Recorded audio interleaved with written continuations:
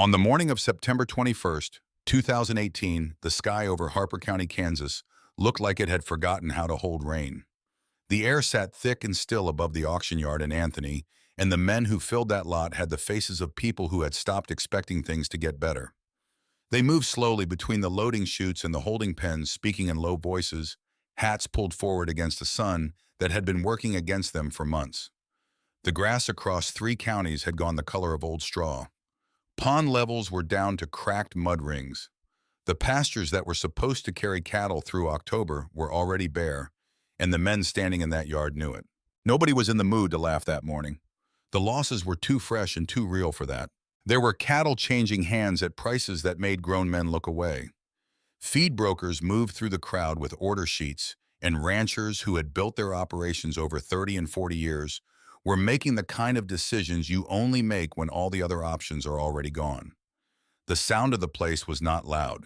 It was the sound of a community absorbing something painful and trying to stay on its feet while doing it. Then a diesel engine turned off County Road 44 and rolled toward the entrance of the yard, and the sound of it was old and unhurried. It was a truck that had been doing hard work for a long time. The flatbed behind it had seen better decades. A few people glanced up out of habit. Then they stopped moving. The bed of that truck was stacked with hay, not the yellow, brittle, sun-dried bales that had been moving all over the county that season. Not the dry, crumbling feed that cost twice what it had cost 2 years ago and smelled like something that had given up. The hay on that truck was green, deep living, moisture-holding green, the color of a pasture after a good April rain. Nobody said anything for a long moment. A man near the loading chutes leaned toward the person beside him and said something quietly. Another man pushed his hat back on his head and just looked. Somewhere in the middle of the lot, a rancher who had been talking to a feed broker stopped mid-sentence and turned to look at the truck like a man who has just heard his name called from a direction he did not expect. The woman who climbed down from the cab of that truck was 38 years old. She wore a canvas work jacket that had been washed so many times the color had settled into something between green and gray. Her boots were worn at the heel and dusty from a morning that had started before the sun. She did not look at the crowd. She walked to the back of the truck and began checking the tie-down straps the same way she checked everything, without hurry and without performance. Her name was Clara Weston, and 65 days earlier, standing on her own land, she had been the thing that Harper County laughed at. To understand what that truck meant and what that green hay cost in ways that cannot be measured in dollars, you have to go back to a morning in July when the story was pointed in a completely different direction.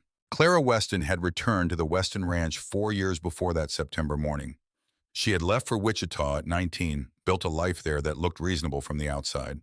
And then one August afternoon in 2014, she had received a phone call that ended the version of herself she had been building. Her father had collapsed in the east pasture beside a water pump that had stopped working in 105-degree heat. By the time anyone found him, the decision had already been made by something larger than medicine. She drove back to Harper County that same night. She had not left since. The ranch her father left behind was 240 acres of high plains grassland that had been in the Weston family since her grandfather Earl had broken ground on it in 1951. It was not a large operation by the standards of the county, but it had always produced, and in its best years, it had produced well. Those best years were behind it by the time Clara came home. The soil had been grazed continuously for nearly 2 decades. Cattle moved through the same pastures season after season, without rotation, without rest, without the kind of deliberate management that asks something of a farmer every single day instead of just twice a year. The grass that remained was shallow-rooted and thin. In a normal year, it was adequate. In a drought year, it was a liability. By the summer of 2018, Clara's operating account held $2,300. She had received 2 separate foreclosure warnings from Harper County Savings in 8 months. The balance on the ranch note was $94,000. Feed prices had risen 40% since the spring, and she had spent the previous 6 weeks dividing her 240 acres into 27 small paddocks using temporary wire fencing, a method that required moving the cattle to a new section every few days by hand before the sun got high. From Route 160, which ran along the north edge of the property, the Weston Ranch looked like a patchwork of small, overgrazed sections separated by wire. People who drove past would slow down. Some stopped entirely.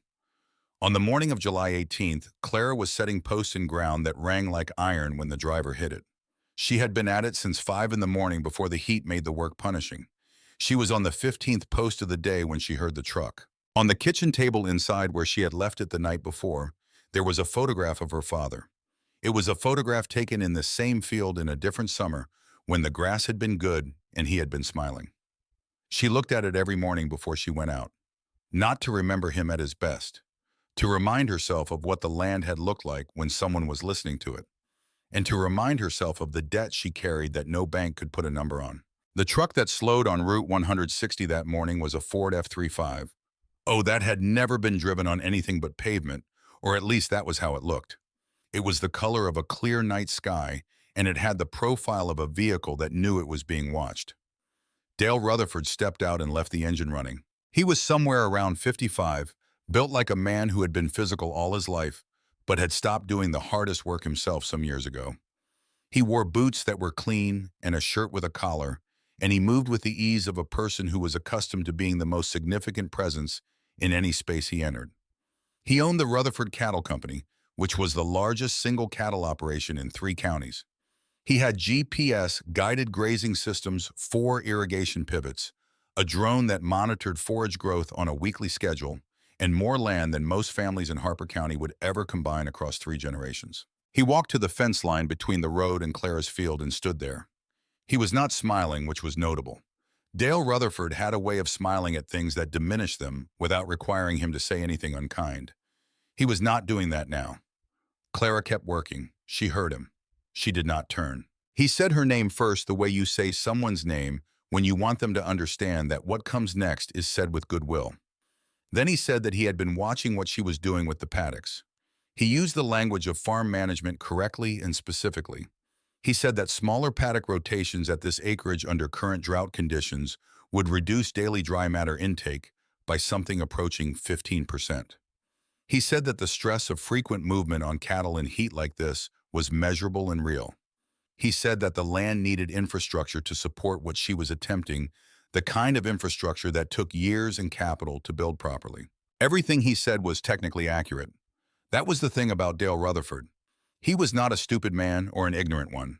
He had read the right materials and attended the right meetings, and he understood modern range management in the way that a person understands something they have studied carefully rather than something they have learned by failing at it repeatedly. Clara drove the next post into the ground. The metal rang. She said, "Thank you for stopping by." He was quiet for a moment. Then he said something that was not part of his prepared remarks, something that came out in a lower register, almost to himself. His father had tried to buy this land from her father back in 1995. He said it probably should have happened. Then he got back in his truck and drove south. Clara stood still for a moment after the sound of the engine faded. There was something in that last sentence that she filed away without examining yet. She had lived long enough to know that certain things need time before you can see them clearly.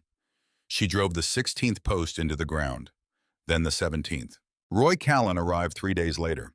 He drove a 4-door sedan the color of dirty creek water, and he wore a vest over a button-down shirt, which was the uniform of a man who understood that he worked in an office, but needed to appear as though he took agricultural lending personally. He was 52, and he had been the manager at Harper County Savings for 11 years. He was not a villain. He was a man in a system that moved in one direction and carried everyone inside it along, whether they were pointed that way or not. He did not come inside when Clara opened the door. He stood at the side of his car and spread a single page of paper across the hood, smoothing it with the flat of his hand. He said that he wanted her to hear this as a genuine option rather than a threat. He said that there was a buyer for a portion of the Weston property, a buyer who was prepared to pay full market value and not a dollar less. He said that selling one section of the land would reduce the note to a manageable level and give her enough room to operate through the rest of the drought. Clara asked him which section. Roy paused. He said that he had not been authorized to disclose the buyer's identity yet. She asked again more slowly which section of the land.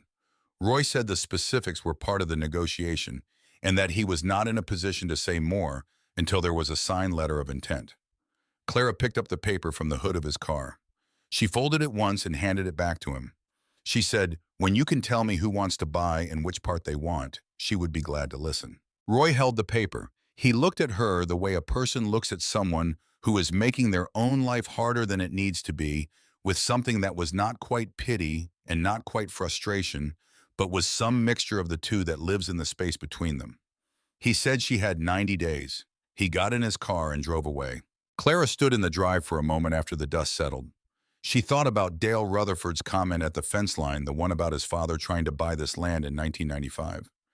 She thought about Roy's refusal to name the buyer. She did not reach a conclusion yet. She filed it in the same place as the other thing and let it sit. That evening, June Briggs came over with a jar of coffee. She always brought a jar rather than a pot, which was either a statement about her confidence in her own coffee or a statement about how long she intended to stay. She was 65 years old and had been on the 60 acres north of the Weston property since before Clara was born. Her husband had been dead for 11 years, and she had worked every one of those years alone with the unhurried competence of someone who had long since stopped keeping track of what she was owed by the universe. She sat down on the porch step without being invited, which was her way. Clara sat beside her. For a while, neither of them said anything. June said that Earl had told her something in 1979 during a dry summer when everyone's grass was struggling. He had told her that the land on this property would survive any 100-year drought if there was someone on it who knew how to listen to it. Clara said she was not sure she was hearing it right. June did not say anything reassuring. She poured coffee into a metal cup and handed it over. She looked at Clara long enough that Clara had to look down at her own hands. That was the thing about June Briggs. She had a way of making silence do the work that other people wasted whole sentences on. The emergency meeting at the Harper County Agricultural Hall drew close to 60 people. The parking lot was full of trucks, and the room smelled of coffee and the particular combination of soil and machine oil that gets into clothing permanently when a person does physical work outdoors for long enough. There were fold-out tables along the walls with brochures about drought supplement programs and hay assistance applications, and at the front of the room there was a portable screen set up for a presentation. Dale Rutherford stood in front of that screen with the ease of a man who has given presentations before and expects them to go well.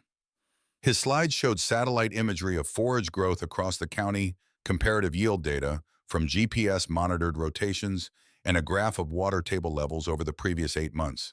The numbers were real and the analysis was competent. People in the room nodded because the numbers confirmed what they were already seeing with their own eyes. Clara sat in the back left corner with a canvas notebook on her lap.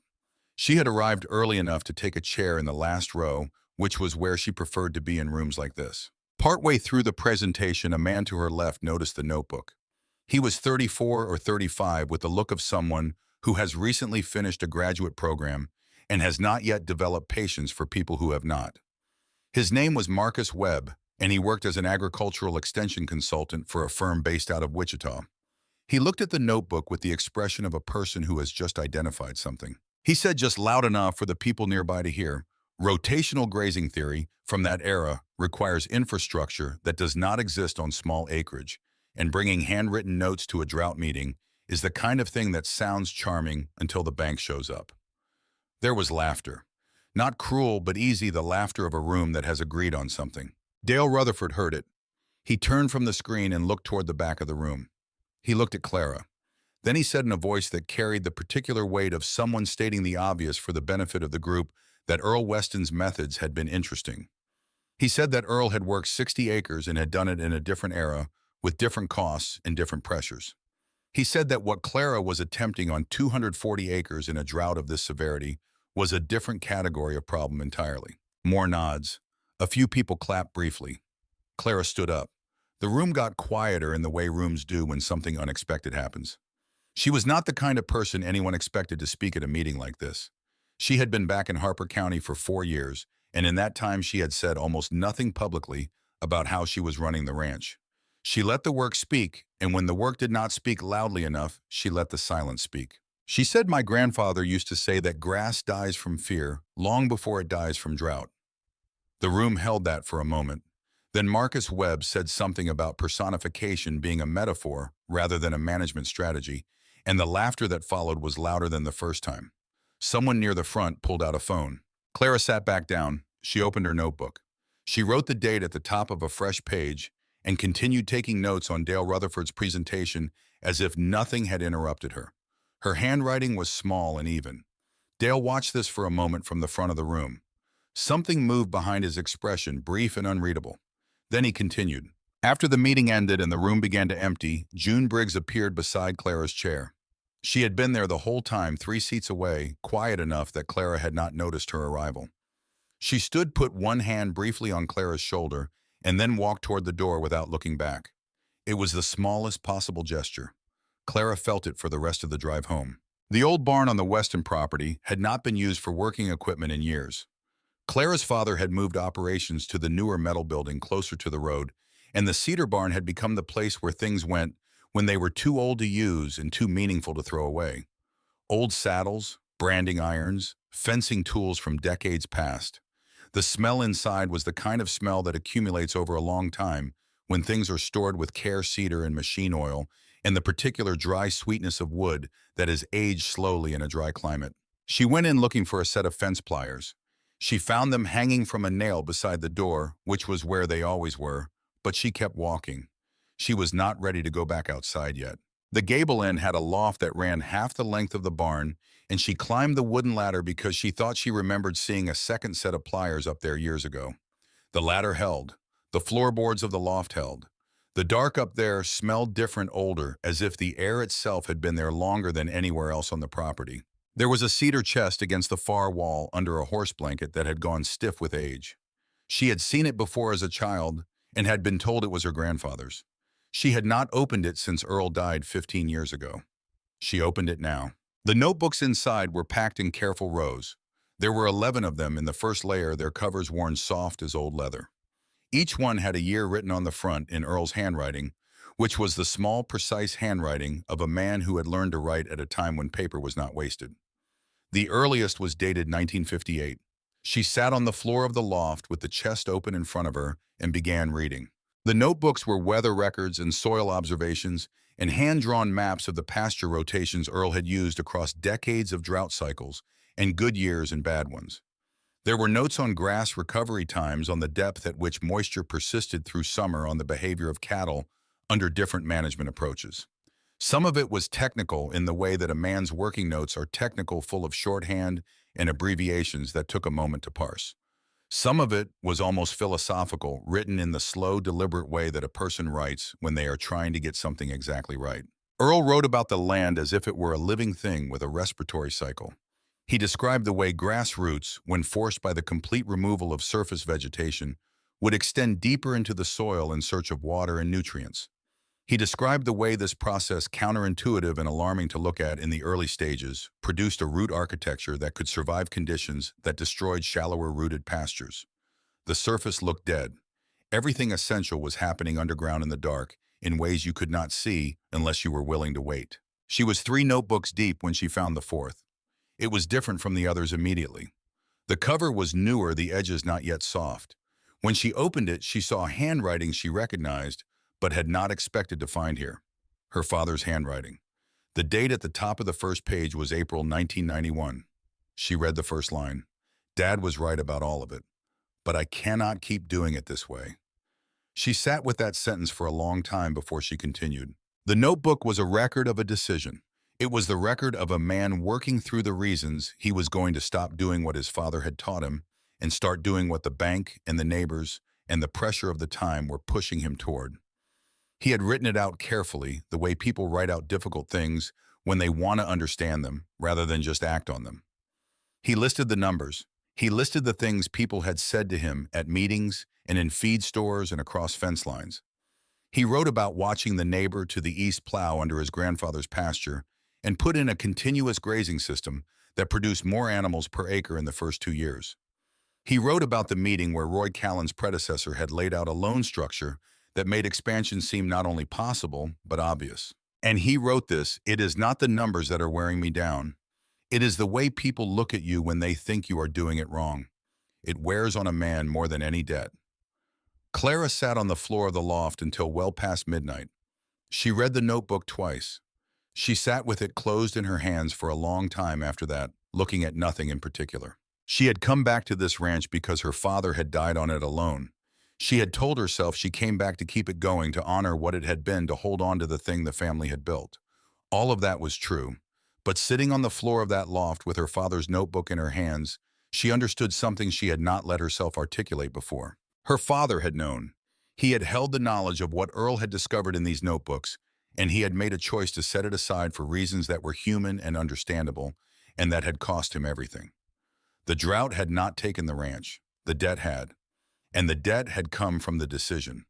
And the decision had come at least in part from the accumulated weight of people looking at him the way Marcus Webb had looked at Clara 3 days ago in that meeting. She was not angry at her father.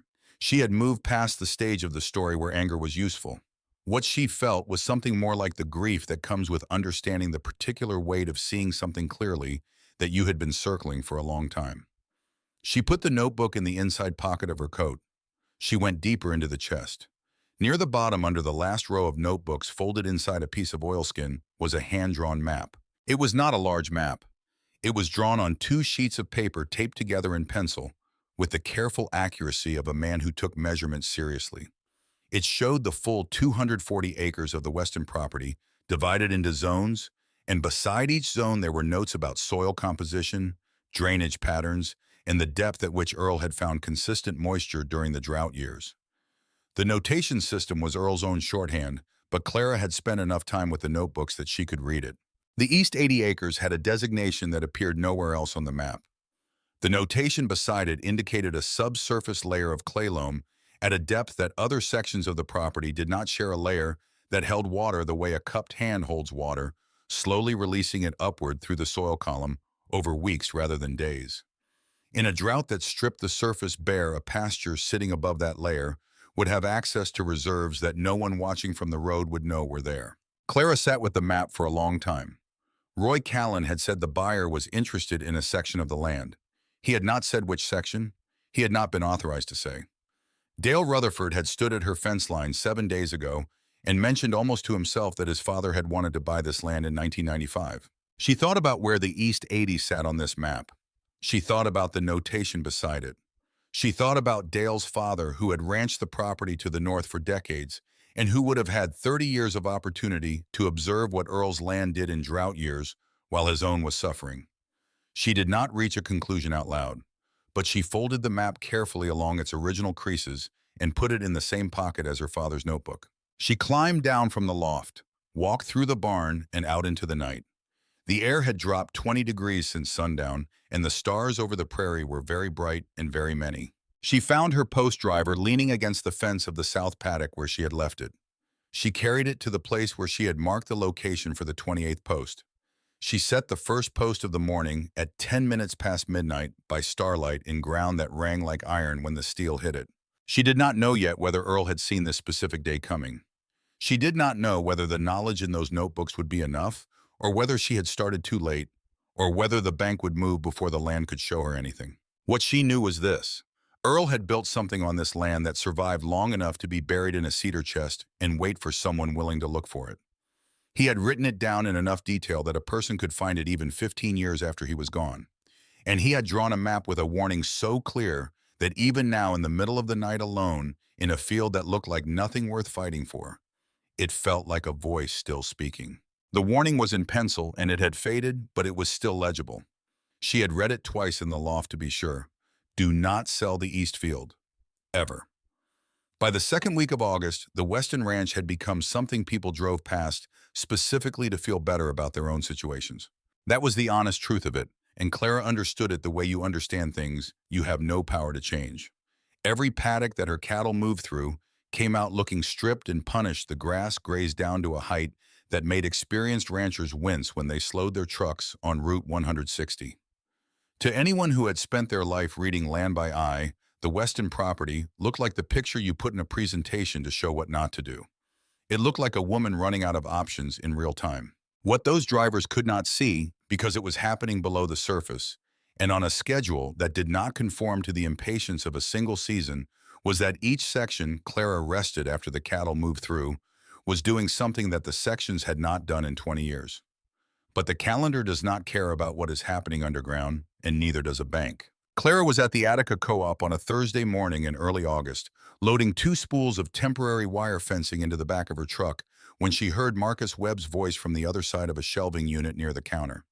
He was talking to a group of men, 4 or 5 of them, in the particular tone that a person uses when they are educating rather than conversing. He was citing a study from a rotational grazing trial in eastern Nebraska in 2012, where a small operator had attempted a similar approach on degraded pasture during a drought year.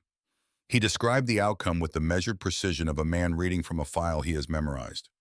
The cattle had lost condition. The grass had not recovered on schedule.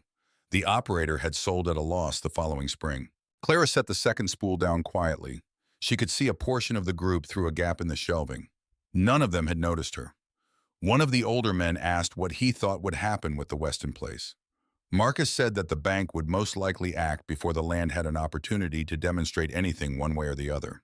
He said it without malice, which was almost worse.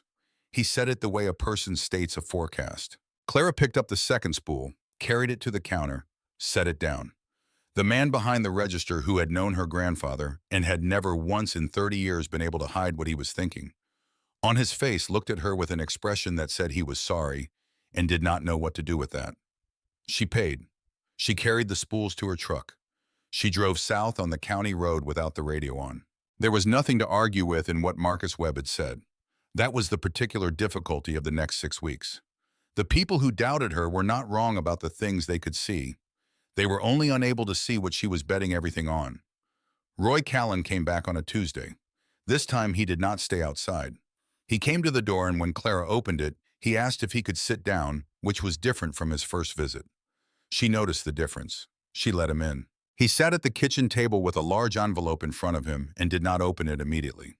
He looked at the surface of the table for a moment the way a person looks at something when they are finding the right words, not because the words are difficult, but because they want to be certain they are the right ones. He said that the foreclosure notice was in the envelope.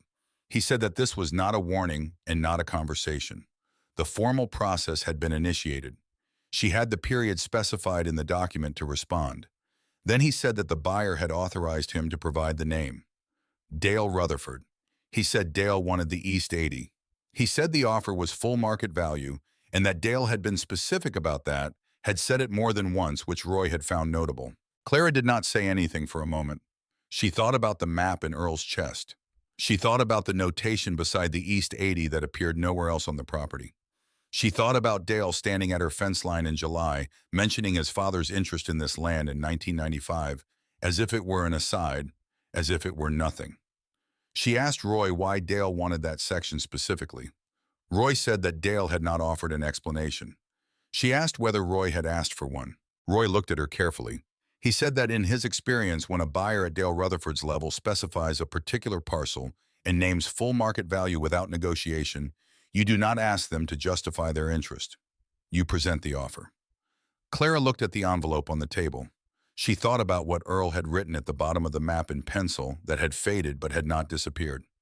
She had read it twice in the loft to be certain she had it right. She told Roy she needed him to leave the envelope and give her time to read it. Roy stood up. He said she knew how to reach him. At the door, he paused.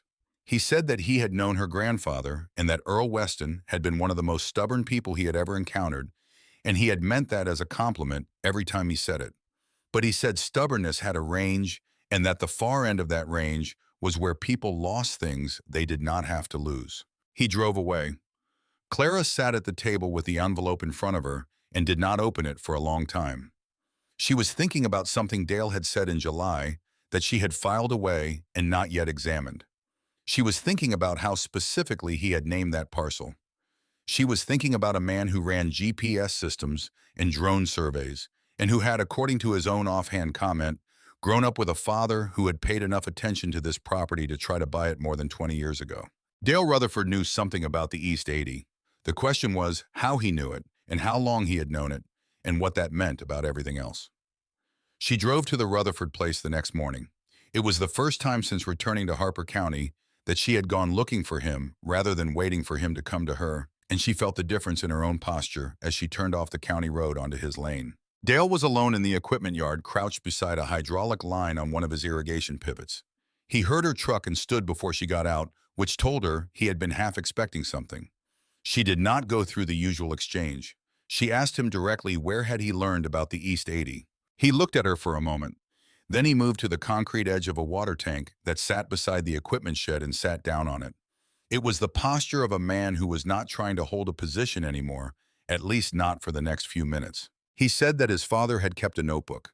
He said that inside it there were things his father had written down about Earl Weston's property observations going back to the early 1960s. Notes about how the east section performed in dry years compared to similar acreage in the county. His father had not fully believed in Earl's approach, he said, but he had watched it. He had written down what he saw quietly over many years. Clara said, "So your father recorded what my grandfather's land was doing?" Dale said that was correct. She said while he was telling people, Earl did not know what he was doing. Dale did not look away. He said that the two things were not as contradictory as they sounded, that a man could recognize something was worth watching without being willing to say so publicly. He said this in the way that a person says something they have thought about for a long time and have never said to another person. Clara asked him the question that had formed on the drive over the one she had not known she was going to ask until she was almost at his gate. Was his interest in the East 80 about the land's value? Or was it about proving something his father had spent 40 years being unwilling to say out loud? The equipment yard was quiet for a long moment. A hawk crossed the sky above the equipment shed and was gone. Dale said he thought it was probably both. Clara got back in her truck. She drove home without stopping. She did not have an answer for what she was going to do about the foreclosure notice. But she understood the shape of the situation more completely now, and understanding the shape of something, even when you cannot change it, is a different kind of ground to stand on. The middle of August arrived like a verdict. The heat that month was the particular kind that does not break at night. You went to bed in it and woke up in it, and by mid-morning, it was the only thing that existed. The subsoil across Harper County was losing its reserves at a rate that the older ranchers had not seen in their working lives. Hay prices had climbed past anything Clara had budgeted for, and the budget she had built in the spring had assumed conditions that no longer existed. She moved her cattle every 2 and 3 days by hand before the sun was fully up. June Briggs sometimes appeared at the gate of whichever paddock Clara was working, and helped without being asked, without discussing it, in the way that neighbors help each other in a place where everyone understands that the margin between keeping and losing can be a single bad week. The paddock Clara had run her cattle through, first back in early July, was showing something that she had to check twice to trust. The grass there was short, but the color was deepening a shade or two closer to the green that healthy grass holds when it has access to water. You would not have called it recovered. You would not have pointed to it from the road as evidence of anything. But to a person who had been watching the same piece of ground every day for 6 weeks, the change was real. She did not tell anyone about it. She was not certain enough yet, and certainty was the only currency worth spending in a county that was already halfway convinced she had made a catastrophic mistake. What she did not know was that someone else had noticed. The foreclosure notice sat on her kitchen table for 9 days before the night she nearly acted on it. It was the 14th of August, and the temperature had not dropped below 90 since sundown.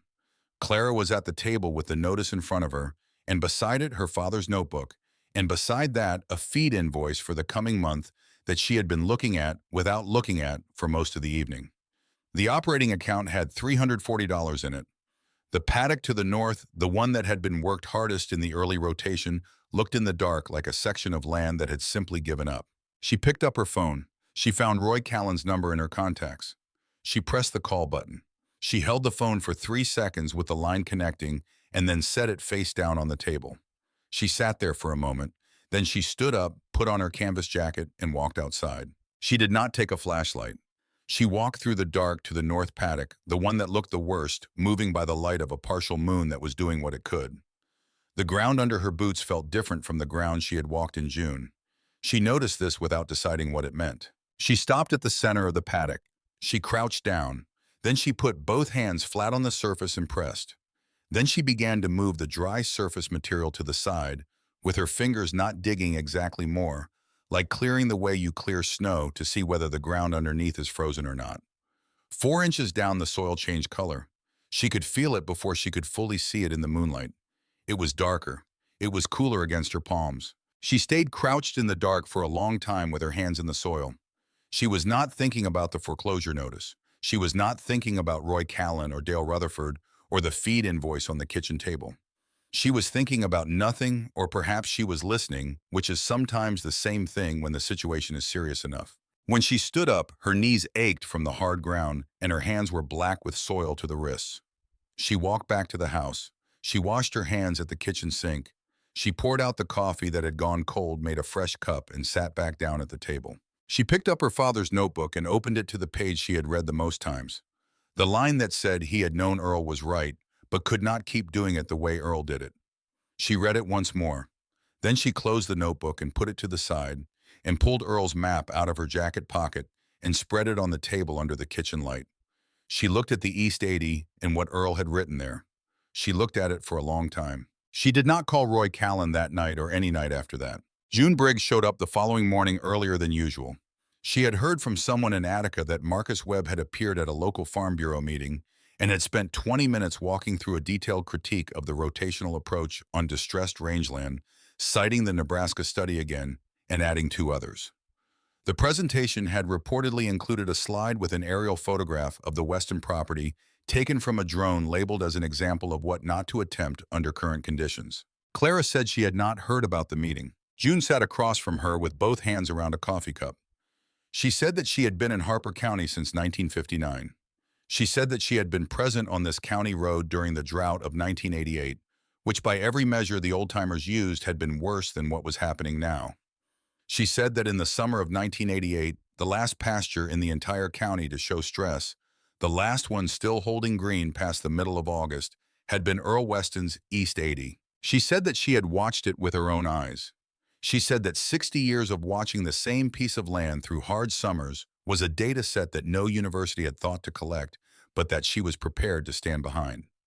Clara said, "Do you want to go to the next meeting and say that?" June looked at her. She said that she did not need to go to any meeting. She said what she needed was for Clara to keep doing what she was doing. She finished her coffee and walked back across the field to her own place. She did not look back, which was also her way. Tom Hadley arrived on a Wednesday at the end of August with no advance notice, which was typical for extension agents on survey weeks.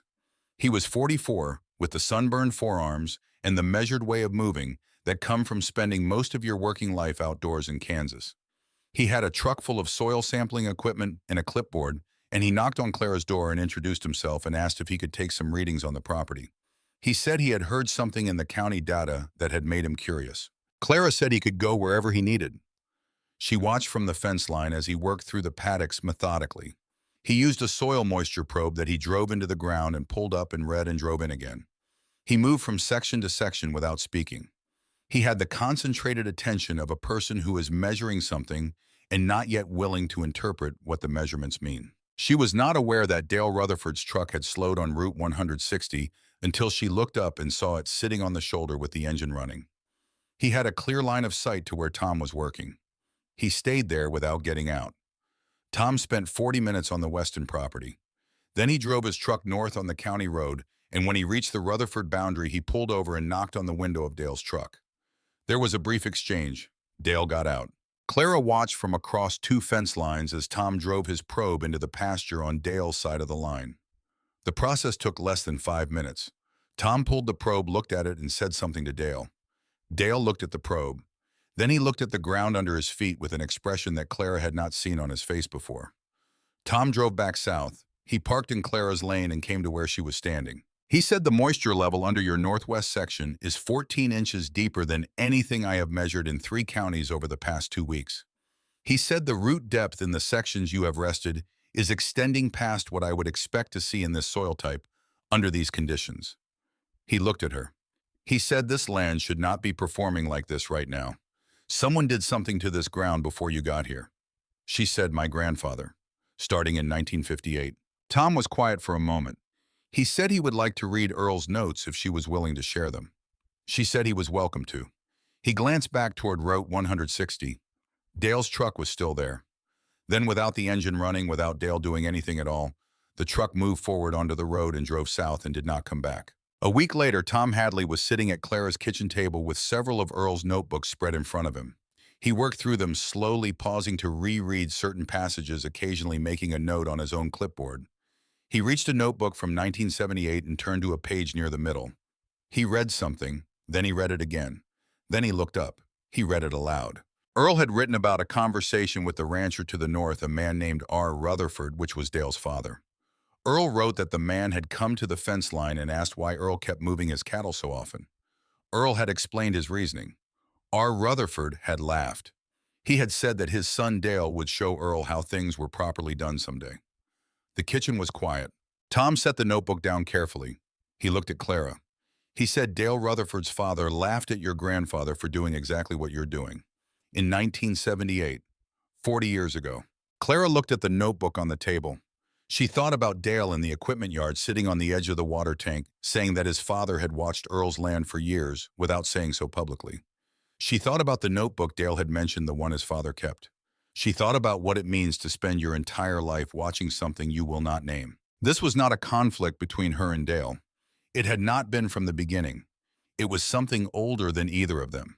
A disagreement about how land should be treated that had been running on this boundary for 40 years, passed down through two families, and now arriving at a season when the ground itself was finally going to answer the question that two generations of men had been arguing over without resolution.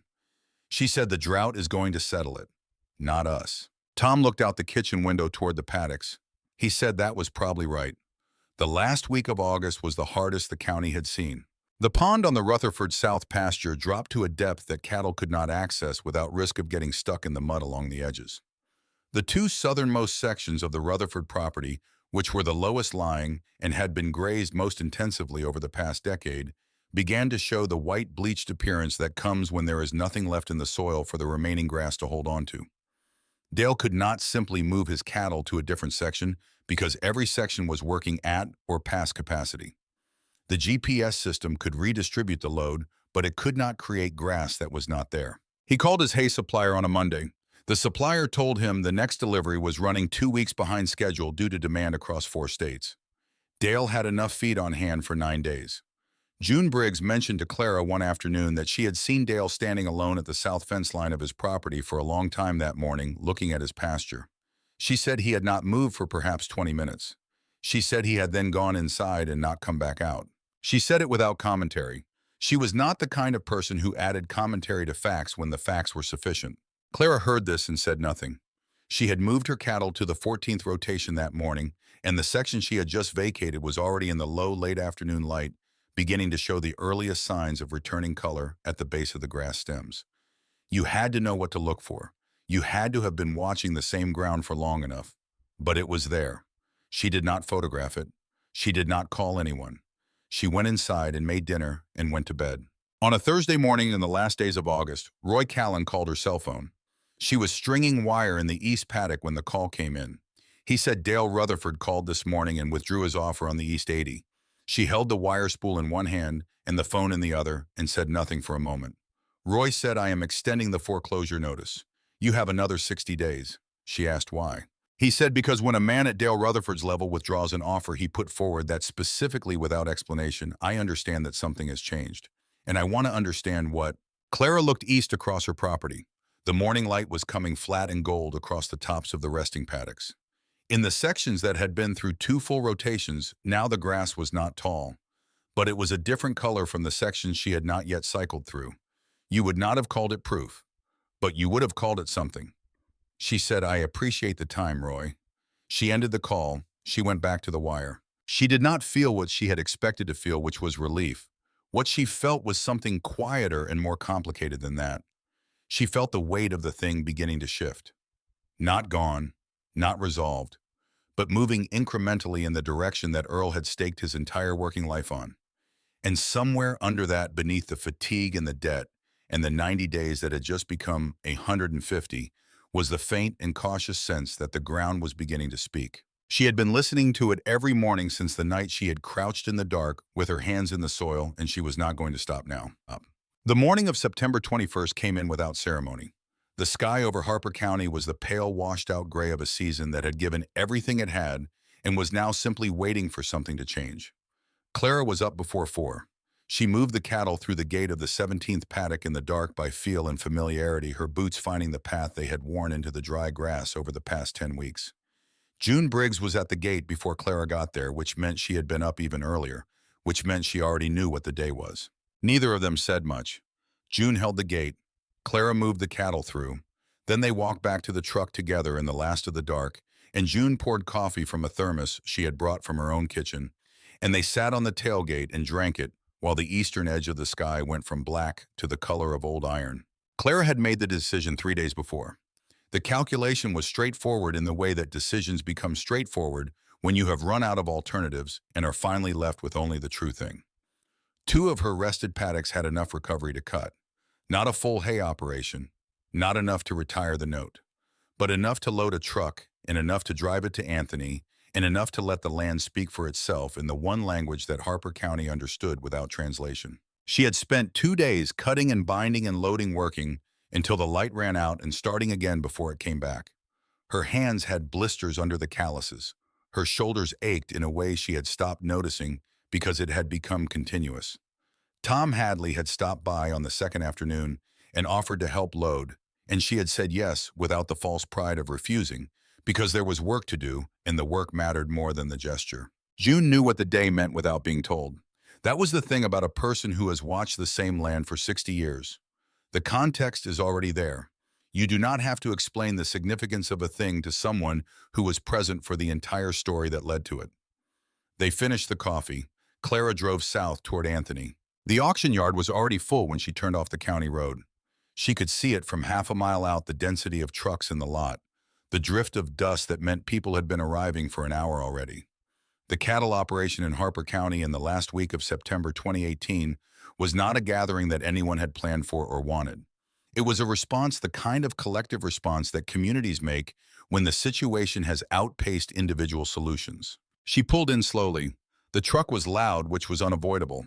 The diesel in this engine had always produced a particular sound, something between a knock and a rumble that announced its age and its use. People near the entrance looked up the way people look up in a yard like that, out of habit rather than expectation. Then they stopped. She watched it move through the lot the way a wave moves through a body of water, the stillness spreading outward from the people closest to her truck as they registered what was in the bed and turned to the person beside them. And the stillness moved outward from that. It was not loud. It was the opposite of loud. It was the particular quiet that descends when something appears that people did not believe was possible, and they are finding the words. Tom Hadley was already there, standing near the loading chutes with his clipboard. He looked at the truck and then at Clara, and then he put the clipboard under his arm and walked toward her. She climbed down from the cab. June was already out the passenger side, moving with the unhurried purposefulness that characterized everything she did.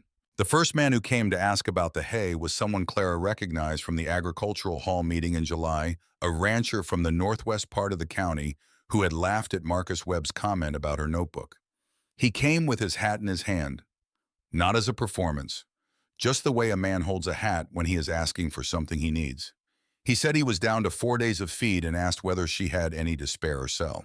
She told him about the paddock rotation schedule and what she could commit to for the next 2 weeks. He nodded. He thanked her. He moved aside and the man behind him stepped forward. She was not aware of Marcus Webb until she had finished with the fourth person and looked up and saw him standing at the edge of the crowd that had formed near her truck. He was perhaps 30 feet away. He was looking at the hay in the bed of her truck with an expression she had not seen on his face before. It was not the expression of a man who was calculating. It was the expression of a man who is receiving information that his previous calculations did not account for, and who is honest enough to register it even when it costs him something. He stood there for a long moment. Then he put his hands in his jacket pockets. He turned and walked toward the far end of the lot without looking back. Clara watched him go. She did not feel satisfaction. She felt something more like the recognition you feel when a long and difficult chapter of something ends not with triumph, but with the quiet acknowledgement that it is over and you are still standing. Tom appeared at her elbow. He said quietly that he counted 7 ranchers who had approached her in the past 20 minutes. He said that in his professional opinion, what she had on this truck represented the most significant result of soil management practice he had observed in his career in the state, and that he was going to say so in writing. Clara looked at him. She said she appreciated that. She asked that whatever he wrote include Earl Weston's name prominently and specifically, not as a footnote. Tom said he would make it the first line. The afternoon light was beginning to angle lower across the lot, throwing long shadows from the cattle chutes. Clara was talking to a rancher from the eastern part of the county when she became aware, without turning around, that someone was standing at a distance behind her waiting. She knew before she turned who it would be. There is a particular quality to the waiting of someone who has something difficult to say. It has weight. She finished her conversation and turned around. Dale Rutherford was not wearing his pressed shirt. He was in a work shirt, the kind that had been washed many times with the sleeves rolled to the elbow. His boots had dried mud on them, which was notable because his boots were never muddy. His truck was parked along the far fence, and he had walked across the entire yard to get to where she was standing, which meant he had made a choice to approach her in a place where people could see it. He was not carrying his hat in his hand. He was holding it at his side, which was not quite the same thing but was in the same direction. He said her name first the same way he had at the fence line in July, using it as a way to establish that what came next was meant seriously. He said, "I need grass." 3 words, no explanation attached to them. No framing that would have softened the statement or given him a place to stand that was still partially his own. Just the fact of what he needed said plainly to the person who had it. Clara looked at him. He was a man who had run one of the most successful cattle operations in this part of Kansas for the better part of 20 years. He had the confidence that comes from long success, the kind that is not arrogance exactly, but is the natural bearing of a person who has been right about most of the important things for most of the time they have been making decisions. And he was standing in front of her with mud on his boots and 3 words and nothing else. She thought about his father's laugh at Earl's fence line in 1978. She thought about the notebook where Earl had written it down, the small, precise handwriting of a man who had been right about something for a long time and had long since stopped expecting acknowledgement. She thought about her father's notebook from 1991 and the line about the wearing quality of people's doubt over time. She thought about the night in the North Paddock with her hands 4 inches in the ground. She was not triumphant. She was too tired for triumph and too honest. What she felt was the complicated quiet of a moment that has been a long time arriving and that feels now that it is here more like completion than victory. She said, "You can move your cattle onto the North Paddocks tomorrow morning, according to my rotation schedule, not yours." He held her gaze. He nodded once. Then before he turned to go, he said something else. His voice was lower for this part, not because he was hiding it, but because some things are said at a particular volume out of respect for their weight.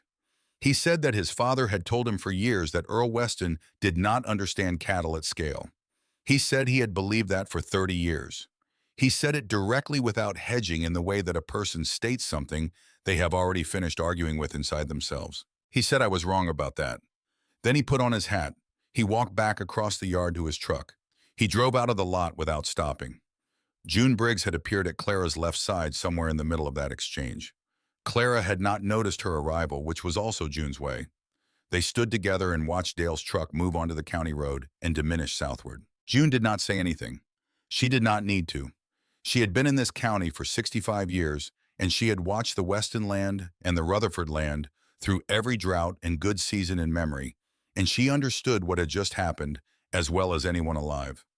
After a moment, she put her hand briefly on Clara's arm and then walked back toward the truck. Tom Hadley came to stand beside Clara and looked in the same direction. He said that in his experience, when a man at Dale Rutherford's level says he was wrong, he has been thinking about it for longer than you would expect. Clara said she knew. Roy Callan called 2 mornings later. Clara was back on the property moving wire for the 18th paddock rotation when the call came. She answered with one hand and held the wire reel with the other. Roy said he had heard about the auction. He said he had heard specifically about what was on Clara's truck and about how many people had approached her in that yard. He said he had heard it from 3 separate sources before noon on the day it happened, which in Harper County meant it was being talked about broadly.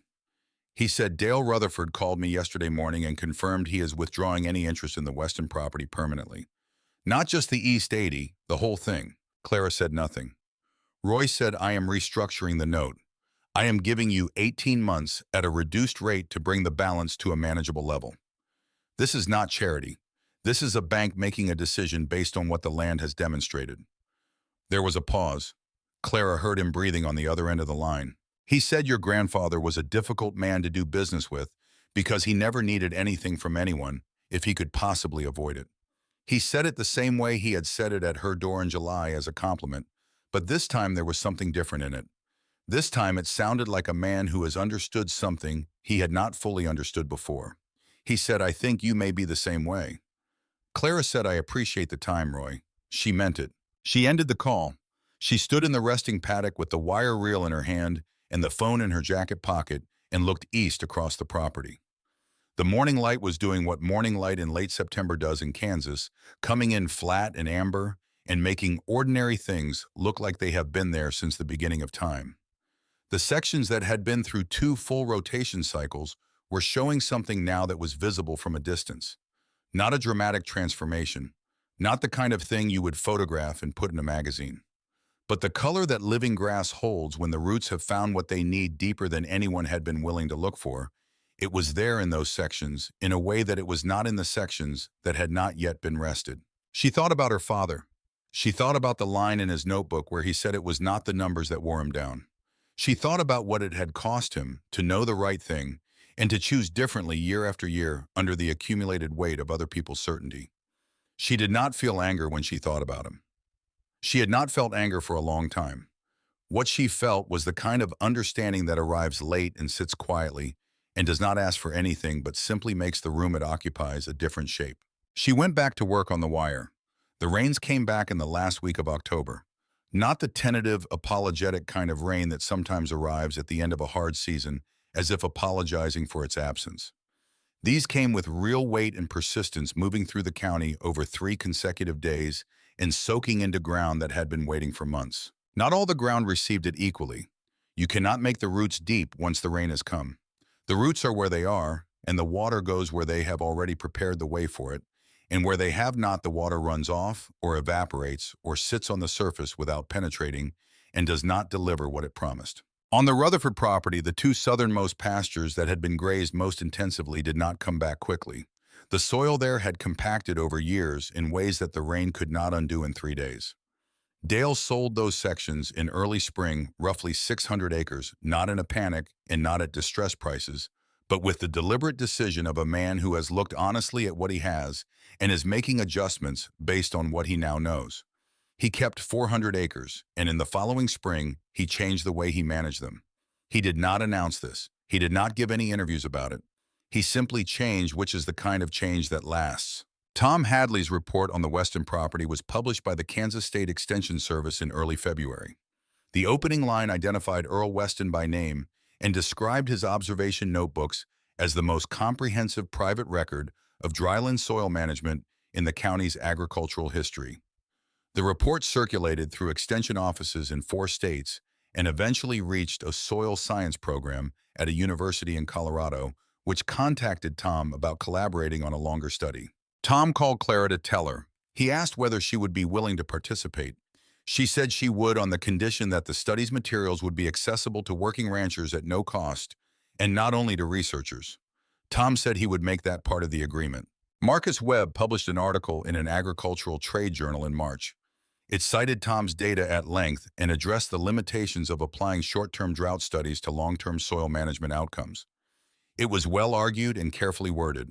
It did not mention Clara Weston or Earl Weston by name. It used the phrase "a small operator in south-central Kansas" to describe the case study. June Briggs read the article on the porch with her reading glasses on and then put it down and looked at the view for a while. She told Clara about it when they talked the following day. Clara said she had already read it. She said that she thought the science in it was sound and that the omission said more about the author than about the subject. June said she supposed that was a generous way to see it. Clara said she had a lot of practice seeing things from a long view. October of the following year came in cool and clear, and the cottonwood trees on the Weston property had gone the deep particular yellow that they always went. In the second week of the month, the yellow that catches afternoon light and holds it in a way that seems to extend the day past, where the sun is actually gone. Earl had planted 3 of those cottonwoods himself. They were old enough now that you could not get your arms around their trunks. He had planted them along the north side of the old barn, and in the summer they threw enough shade that you could work in the barn until almost noon before the heat made it necessary to stop. Clara had set up 8 rows of folding chairs in the shade of the largest tree on a Saturday morning. She had put 2 tables end to end and laid out Earl's notebooks, all 11 of them in chronological order. There was a large thermos of coffee and a stack of paper cups, and nothing else that required anything of anyone. 12 people came. She had not formally advertised it. She had told June, and June had mentioned it at the Attica Co-op, and Tom Hadley had put a notice on the extension bulletin board, and the rest had spread the way things spread in small communities where everyone already knows everyone's business. She had not excluded anyone, but she had not specifically invited the people who had been loudest in their doubt. She had not needed to. Several of them came anyway, which told her what she needed to know about what the last year had meant to them. She talked about the notebooks the way you talk about something you have read so many times that it has become part of your own thinking rather than separate from it. She talked about what Earl had observed and how he had recorded it, and what the practice looked like in each decade as the land accumulated the benefit of the approach. She talked about what recovery looks like before it looks like recovery, which is the hardest part to trust and the most important thing to understand.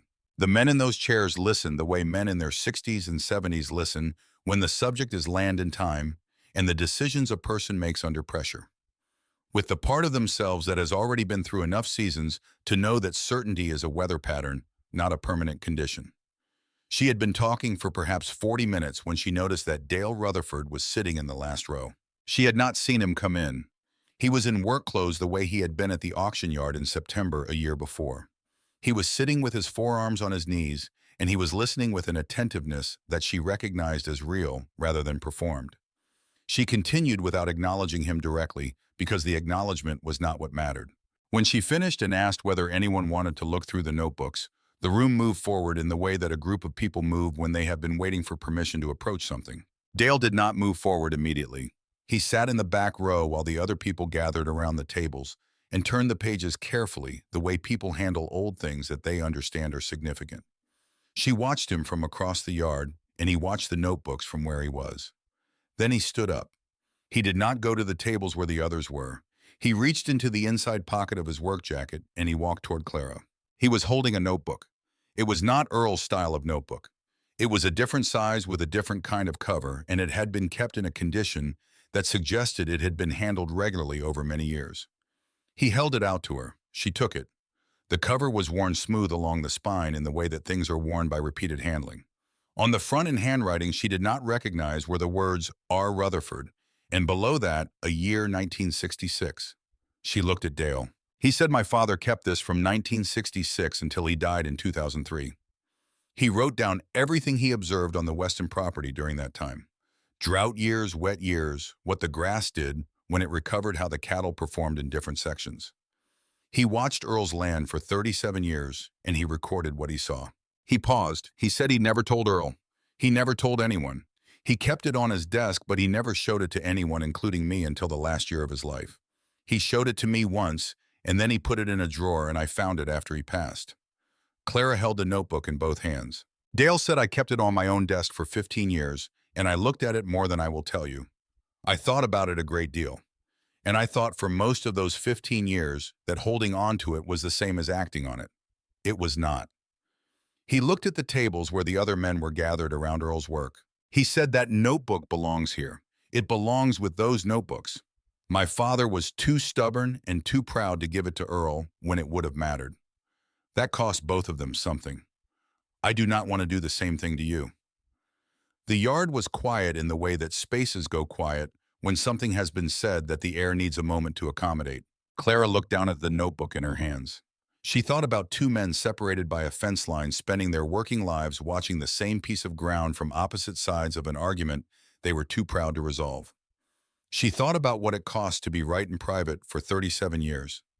She thought about her father and the notebook from 1991 and the wearing quality of other people's certainty and how it can change the decisions a person makes even when they know better. She thought about this ground under her feet, which was the ground that had been here before any of them, and would be here after all of them, which did not have an opinion about any of it, except insofar as it rewarded patience and punished the absence of it quietly and over a very long time. She said, "Thank you, Dale." He nodded. He put his hands in his jacket pockets and stepped back to let one of the other men take his place at the table. She set R. Rutherford's notebook at the end of the row beside Earl's last one. The two covers, different in style and material and handwriting, sat beside each other in the October light under the cottonwood trees. Two men who had watched the same thing from opposite sides of the same fence for the better part of 4 decades. One had planted it in the ground, and the other had written it down. Neither had spoken the truth of it plainly, while the other was alive to hear it. She left the notebookers where they were and walked to the edge of the shade to where the sun was coming across the resting paddocks in the long lateral way of a late-season afternoon. The grass in the sections that had been through the full seasonal cycle was a depth of green that would have been difficult to explain to someone who had not watched the same ground in June. You would have had to have been here for the whole story to understand what you were looking at. She stood there for a while with her hands at her sides. She was not thinking about the note or the schedule or the winter preparation that still needed to happen before November. She was thinking about Earl crouching in the same field in some September decade before she was born, pressing his palms flat against the soil and holding them there and waiting for what the ground had to say. She was thinking about the patience of that, the specific quality of patience that does not wait for things to get easier, but simply continues in the direction of what is true, regardless of how long the truth takes to become visible. Her father had known. He had held the knowledge and set it aside, and that choice had shaped the decade that followed in ways that neither the land nor the family had fully recovered from until now. She did not blame him for the weight of that year in 1991 or for the accumulated weight of other people's doubt that had pressed him toward the easier choice. She understood it. She had stood in the North Paddock herself in the dark of August with a phone in her hand, and she knew what that weight felt like and how close it could bring a person to the edge of what they know is right. The difference between them was not that she was stronger. She was not certain she was stronger. The difference was that she had found the notebooks in time, and that June Briggs had shown up with a thermos of coffee on the right evening, and that Tom Hadley had stopped out of professional curiosity, and that Dale Rutherford had gone home and looked at a notebook on his desk that his father had kept for 37 years without showing to anyone. None of those things were her doing. They were the things that happened because she stayed.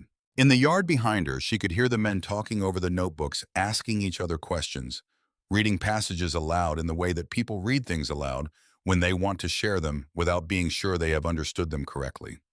It was the sound of a group of people encountering information that was going to change how they worked, not today, but eventually, in the way that real information changes things slowly and then completely. A reporter from a regional farm journal had called the previous week and asked for an interview. Clara had agreed to it, and it was scheduled for the following Tuesday. She had been thinking about what she wanted to say and what she did not, and she had arrived after some consideration at the conclusion that the most important thing was simple enough to say plainly. Earl had believed that the land remembered what you did to it. He had believed that the right kind of attention applied consistently over a long enough time created something in the soil that could not be purchased or shortcut or replicated by any other method. He had been patient in the way that very few people are patient, which is to say he had been patient when there was no visible reward for it, and when the visible evidence was pointing in the opposite direction, and when the people around him found his patience either admirable or absurd depending on the season. She had not started with that kind of patience.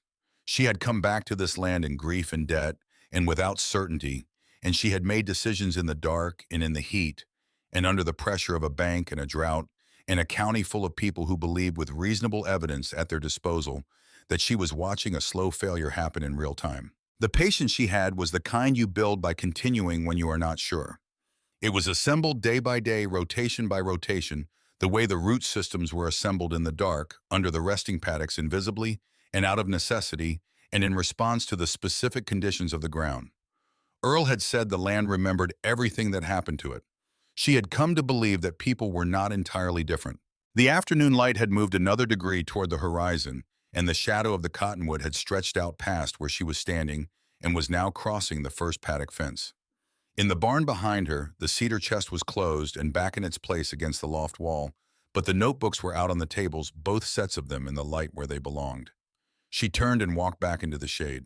The men at the tables looked up as she returned, and she pulled a chair into the circle and sat down, and the conversation continued, the way good conversations continue when the people in them have finally stopped arguing about what the truth is and started trying to understand it together.